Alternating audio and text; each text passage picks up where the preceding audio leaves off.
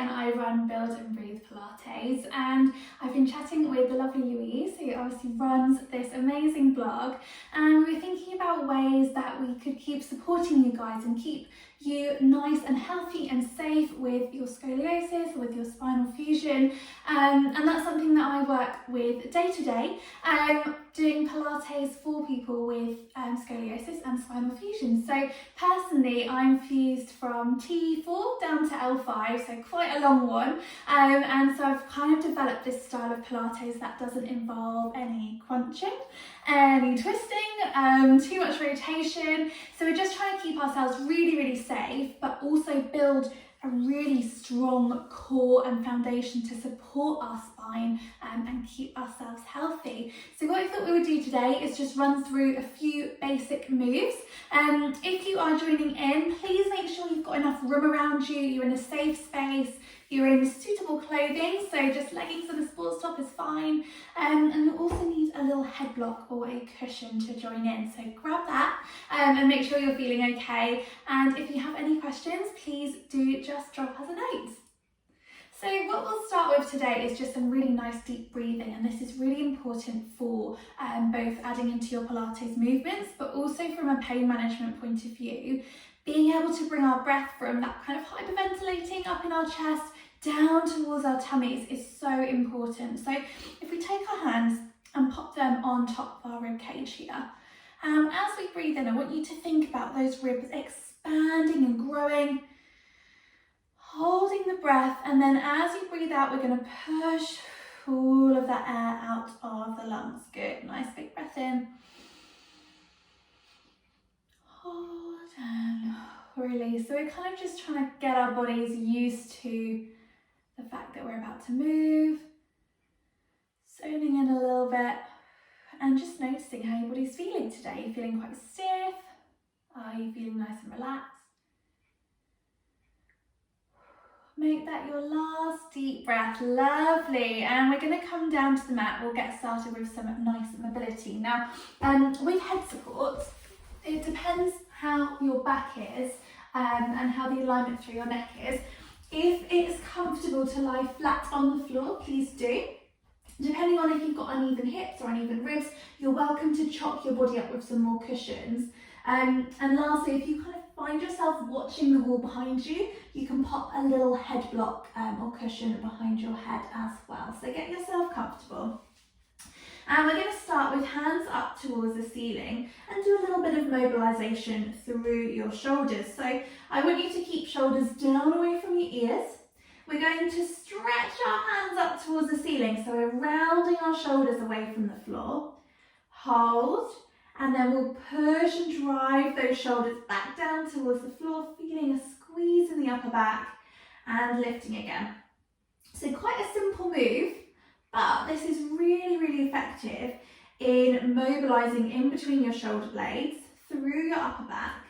And this is an important area to keep mobility in above your rods if you do have a fusion, because it's quite easy to assume your whole back's fused and just not let any motion go through there at all.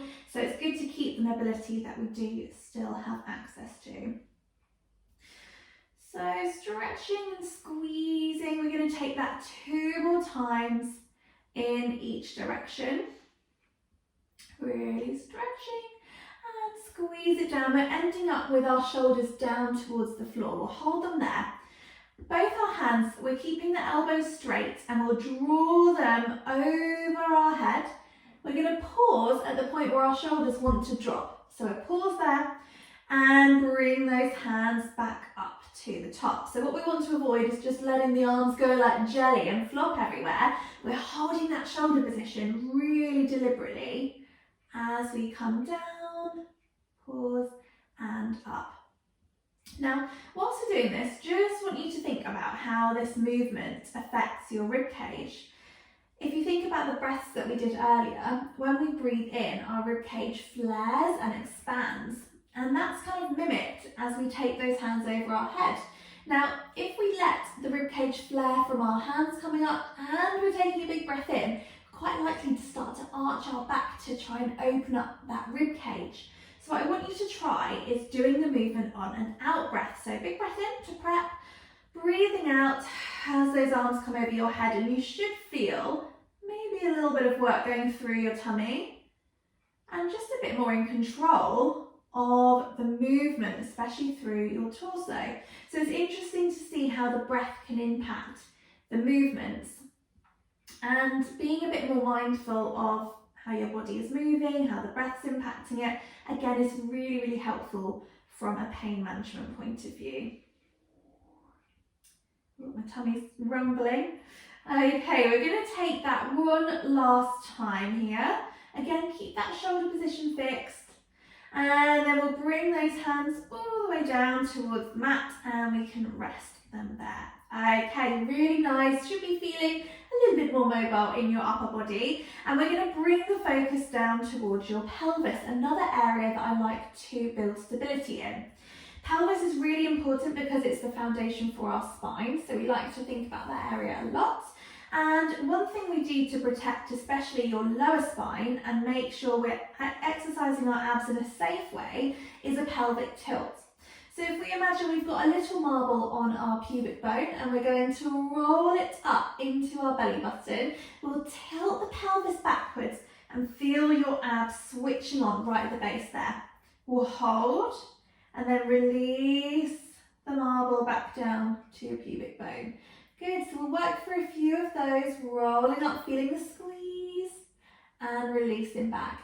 Now, depending on where your fusion is, or if you've used a tool, your back will move closer or further away from the ground. So you can see, even when I've got a full pelvic tilt on, I've still got enough room to squeeze my hand under there, just because of where my fusion is in my lower spine. If you're not fused or you're only fused in your thoracic spine, what you should actually feel is the imprint of your trouser waistband on the floor underneath you, and that's something to watch out for when you come into your pelvic tilt. So we'll take that 2 more times, rolling that marble up, feeling the squeeze and releasing. And on this last one, we're going to stay in that position. So maintain your pelvic tilt, squeeze those abs. Okay, we shouldn't feel this in our lower back at all. If we do, take a break, come back in. We're going to keep hands on the floor and we're lifting one foot up away from the mat. Flex the foot and push the heel away from you towards the middle of the wall in front. This whole time we're still keeping the pelvic tilt on. Bring that leg back in, plant it down, and your opposite leg is going to lift, flex, and push. Oh, okay, so what we should feel is as the leg starts to move away from us, our body really wants to maximise the movement by arching the back and letting our form slip. So you've got to fight that temptation, keep that pelvis tilted backwards, and that's where it starts to really get your abs working. Now, if that's still feeling quite easy, we can aim the leg a little bit lower. Again, the temptation to arch your back is really strong, and see how that feels. I want you to try and minimise the pressure you put through the foot that's resting. So try and keep that foot nice and light as if it's resting on a lily pad. And even just that visualisation, it's made my abs work so much harder. Ooh, don't forget to breathe as well. I know there's a lot to think about, but when we are doing intense ab work, it's quite easy to end up holding your breath and going completely red in the face, which we don't want. So just taking that 2 more times with each foot, aiming the leg as high as feels manageable but challenging. Okay, we've got last one on each leg. Again, keeping that pressure out of the feet as much as possible. Still got that pelvic tilt on. Our abs should be really starting to ache right at the base there. Squeeze that leg away from you, well done. And after that last one, safely bring your foot down, then release your pelvic tilt. And we'll take a big old breather, let those abs just rest and relax. Really good. Okay, so that's our little intro to pelvic stability forwards and backwards. We're now going to have a little think about side to side. Again, really important, especially where we have got one hip slightly higher than the other, just to learn that control through your core. So we're going to take our point pointer fingers and pop them on top of those little knobbly hip bones at the front of our pelvis. Don't worry about coming into your pelvic tilt, just let your pelvis sit in the middle. And we're going to flip one leg up away from the floor. Thighs are staying level with each other. Now, without those hip bones rolling, we'll try and take that leg out to the side as far as you can before you roll over. Pause, bring it back in, plant that leg down, and we'll swap to the other side. So what your body will want to do is to roll all the way over. So you've got to really fight using your tummy muscles, your obliques at the side of your core, and the supporting muscles in your hips. Oh, you've got to try and keep yourself level. Now, if that's feeling quite manageable, you're really not getting any movement through your hips at all, have a go with your elbows lifted off the floor, and it is so much more wobbly. And you'll feel the range of motion reducing with those legs. Now, I want you to be really quite pernickety with yourself here in making sure that those hips don't move. And you might be thinking, well, it's really easy, hips aren't moving at all. And then we look at the supporting knee and we see your body's doing a little cheat. So I'm just going to switch angles so you can see this better. As one foot comes out to the side, what we often see is the opposite knee starts to drop and compensate. So of course my hips don't move. So the real challenge is hip still, knee still, and then the leg dropping out to the side. That's where the real meatiness of the exercise comes in. So keep alternating between feet and try and be strict with yourself about the rest of your body staying completely statuesque and still. Oh, and we'll take that 2 more times with each leg. Nice and slow and steady. Good. Oh no, I've lost count. I think I've got one last one to do on each side. Okay. Keep those hips still. Try lifting those elbows off if you need a little challenge. Okay. Lovely. Once you've done that last one, bring that foot down. You can let your hands come down to the floor. Have another breather. And if you did pop a head support behind your head, can you just whip it out? Because we're going to come into some bridges and we don't want to start crushing your neck. So we'll have hands down on the floor next to us. Now, when we come into a glute bridge, the technique is slightly different for scoliosis, a non-fused scoliosis, and somebody who has got a spinal fusion. So I'll do the scoliosis first. In both cases, we're going to start with a pelvic tilt. So again, we're rolling that marble up into your belly button. From here, I want you to think each vertebra is going to move independently in your spine. So we're going to start with the very bottom ones, and we're peeling off the floor as if you're picking up a pearl necklace, just picking up 1, 2, 3, all the way up to the top of your spine. So what we end up with is abs are working, bottom's working, got a nice straight line from knees down to your shoulders, we'll hold, and then from the top we're going to reverse the movement. So coming down one vertebra at a time, all the way to the floor, and finally releasing that pelvic tilt. So keep working through that if you've got movement through your spine. If, like me, you've got a big old fusion, slightly different. Again, we start with the pelvic tilt, so we're activating your abs. From here, it's more of a hip thrust. So we're going to clench your butt at the back. We're going to push straight up away from the floor. Squeeze your bum, squeeze your abs, hold, and then release back down. Release your pelvic tilt. So you can see the difference depending on how much movement we have through our spine. And you can adjust this for yourself depending on where your fusion is. For example, if you've got a low fusion, we might need to push the hips up to initiate the movement, but you can get a nice peel at the top of your spine. So just make the techniques work for you and your body. Okay, the last thing to bear in mind when we're doing bridges is not to push too far. Can you see how my back's starting to arch? That's because my abs aren't even working. My glutes are just trying to push my hips as high as possible, and it's not very safe. So what I want you to think about with that pelvic tilt, you can feel your ab engagement. As you come up, there's going to be a point where it feels really quite hard to maintain the pelvic tilt. And that's the point where we stop. Even if it's here and your bum's not awfully high, that's fine. I'd rather you did it with correct technique and protected your lower back.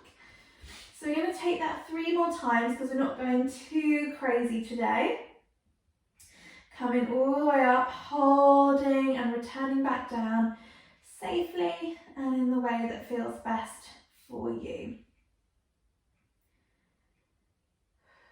And coming up for that last one. Oh, this is starting to burn. Okay. Good, squeeze. And release back down when you're ready. Really well done. You can hug those knees into your chest if you need to. We are going to come over onto all fours. I'm going to show you some other ways to exercise our abs and our core. So roll yourself over and then sit up is the safest way to come back up to sitting with fusion or with a scoliosis. And as mentioned, we're going to work in an all fours position. Now, when we're here, it's really important that we get our alignment correct. So we've got wrists under shoulders. A lot of us have got bendy elbows, so try and keep those elbows pointing out to the side. We've got knees underneath our hips as well. And knees should be hip width apart, hands should be shoulder width apart, so we're in a nice box shape. I want you to imagine that there's a little flame underneath your chest, so we're not dropping down, we're going to pull up away from that flame.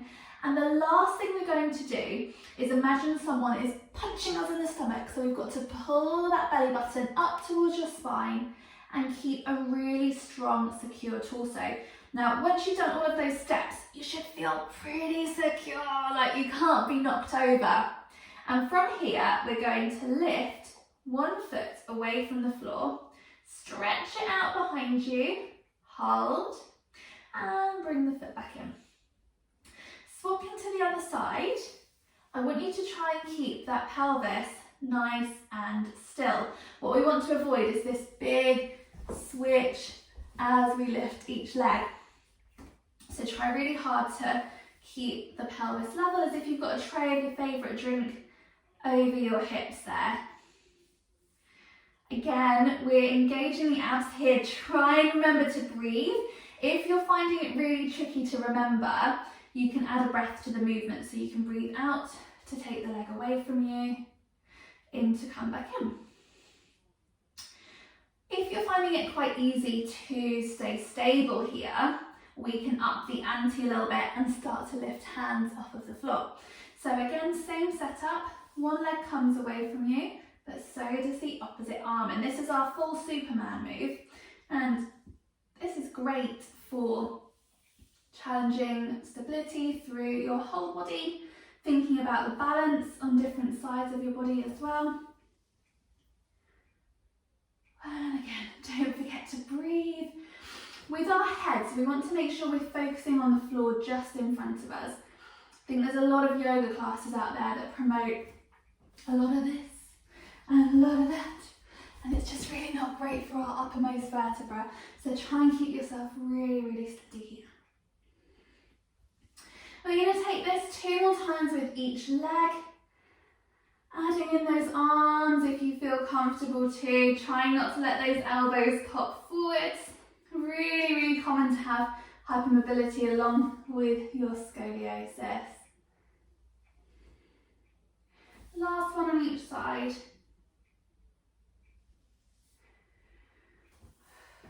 And once you've come back from that last one, we are just going to sit back onto our heels. Shake those little shoulders off if you need. Well done. And I just want you to come to a seated position where you're really, really comfortable. You can be on your heels or sat on the floor. We're sitting with chest tall, shoulders back. And I always finish my sessions with some nice deep breaths in. So we're going to take a big old breath, nice big shoulder shrug, and let it go. And again, big breath in, big shoulder shrug, and go. Last one. Big old shrug in and let it go. You can have a little shimmy and we're all done. So I really hope that you enjoyed that. There's a little intro to how we can work the core and the whole body really when we've still got fusion or scoliosis. There's loads more exercises over on my Instagram where you can always get in touch with me if you need a little bit more guidance. So thank you so much for joining in and let us know how you get on.